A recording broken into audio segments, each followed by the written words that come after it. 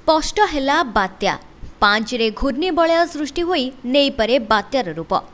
ओडिशार पिछा छाडुनी बात्या भय पुणी बदलिब चित्र। सत हैला पांजी लेखा नवेम्बर आरंभरू बदलुछि पाग।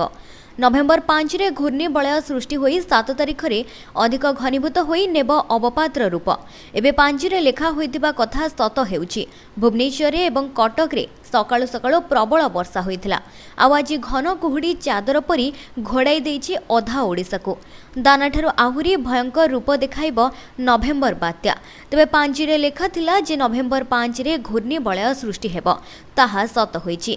नवेम्बर 5 रे घूर्णिझड़ 15 मध्यरे बात्या हेब, दानाठारु आहुरी भयंकर रूप देखाइब। एहाकु नै पुणी ओडिसावासींक मनरे छनका पसिलाणी। आसंता 5 तारिख रे दक्षिण बंगोपसागर रे घूर्णिबलय सृष्टि हेब।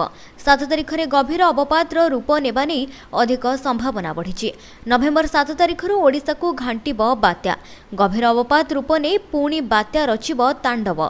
पाणीपाग विज्ञानी आकलन अनुसार साइक्लोजिन अनुसार अवपातरू अधिक घनीभूत हेबा नै संभावना मात्र 33% रहिछि। तेबे लघुचापर प्रभाव ओडिशा उपरे पड़िबो कि नाही ताहा देखिबार रहिला। रायगड़ा, मालकानगिरी, कोरापुट, नवरंगपुर, कलाहांडी एवं कंधमाल जिले में हालुकारू मध्यम धरणर वर्षा हेबा नै संभावना रहिछि। आसंता 6 तारिख रे किछि जिल्ला रे भारी वर्षा होई पारे। एथि सहित 7 तारिख रे मयूरभंज, कोरापुट रे वर्षा संभावना रहिछि। एहार प्रभाव रे 7 तारिख रु 11 तारिख मध्य रे प्रबल वर्षा एवं अति प्रबल वर्षा हेब।